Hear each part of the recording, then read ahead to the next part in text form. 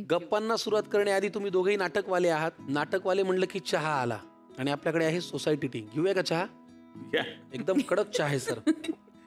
तुम्हाला एकदम नाटकाच्या तालमीची आठवण करून दिल असा चहा आहे. घ्या सर, घ्या. शलाका मॅडम, तुम्हाला माहितीये का तुमचं नाव उच्चारताना मला सारखी भीती वाटते. शलाका मॅडम, का? माझ्या बायकोचं तेच नाव आहे ना.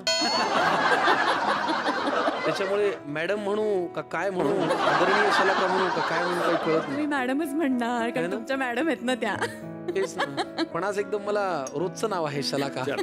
तुम्ही यांना लाडानी काय म्हणता? शलाका हे नाव प्रेमाचं आहे का? शलाका म्हणजे काय? कसं लाडाने बोलतात तुम्हाला? खरंच आहे. हा संतोष आहे, म्हणजे मला संतोष वाटतो याला बघून. कधी कधी तोंडून येतं, नाही असं नाही, शल्लू म्हणून येतं. शल्लू येतं ना. ते आई त्याला हाक मारते ना शल्लू म्हणून, ते तोंडात बसले माझे. काय नाव? इथे बसले शल्लू. शल्लू. आणि तुम्ही काय लाडाने? मी काय असं म्हणत नाही त्याला. शोना बाबू, डार्लिंग वगैरे. आमचं लग्न होऊन 24 वर्ष झाली, तेव्हा काय शोना बाबू एवढं ट्रेंडिंग नव्हतं. मला एक सांगा, यांचा वाढदिवस कधी असतो? 30 ऑगस्ट. Oh my God. ते पण सांगतो कसं लक्षात राहिलंय. काय झालं, एकदा मी तिला आठवण केली, हॅपी बर्थडे केलं. मी कधी करत नाही, कोणालाच करत नाही हॅपी बर्थडे. माझ्या लक्षातच नाही. खरं सांग, 30 ऑक्टोबरला किंवा 30 ऑक्टोबर आहे, 30 ऑगस्टला झाला.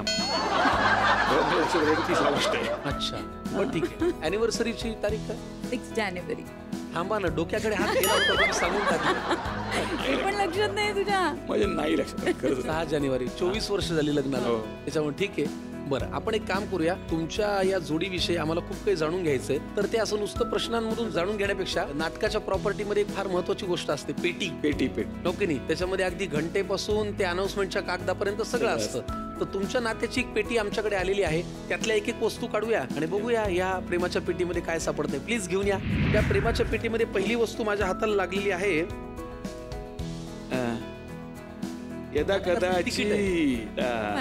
नाटकाचं तिकीट आहे. नाटकाचं नाव आहे यदा कदाचित. याच्याविषयी जरा सांगा आम्हाला. मी या नाटकाने सगळं काही दिलं मला.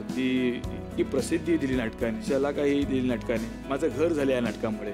जे आज काही मी जे काही उभं आहे ते याच नाटकाच्या पायावर उभं आहे, त्या शिदोरीवर उभं आहे. त्यामुळे जितकं सांगू तेवढं कमी आहे. या प्रेमाविषयी सांगा, कारण तुम्ही आता म्हणाला शलाका या नाटकाने दिली. ही नटी या नाटकात आली कशी? तुम्ही पहिल्यांदा भेटलात तेव्हा इम्प्रेशन काय होतं या दिग्दर्शकाविषयी आणि या नटीविषयी? मी आले दत्ता घोसाळकर यांच्यामुळे. ते आमचे निर्माते. त्याला मी एकदा सांगितलं की माझी रिहर्सल जरा म्हणजे उशीर होईल, मला एक शूट आहे, म्हणजे अगदीच छोटंसं पहिलंच काहीतरी कुठेतरी फोटो काढायला बोलवलेलं म्हणून. तर तेवढं सांगतो. हा चिडला.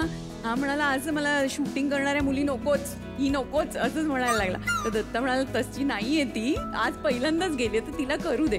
तो उभं नाही करायचा, म्हणजे करायचा द्रौपदीसाठी नाही, कुंती माद्री म्हणून एक कॅरेक्टर्स होते छोटे छोटे, त्याच्यासाठी मला उभं करायचा. आणि खूप मुली शोधत होता, द्रौपदी शोधत होता, मिळतच नव्हती. म्हणून मग प्रॉक्सीसाठी मला उभं केलं. मी करत गेले आणि मग फायनली एक दिवस भरत चावलेच त्याला म्हणाले की ही बरी करते, मग हिलाच करू दे ना, असं करत त्याला कन्व्हिन्स केलं. आणि मग तो पण असं जाऊ दे आता कोणीच नाहीये तर करू दे, असं करून मी नाटकात आले. नंतर एक पोरगी आली एकदम धीट, आणि ती व्यक्ती म्हणजे अहिल्या वेसकर.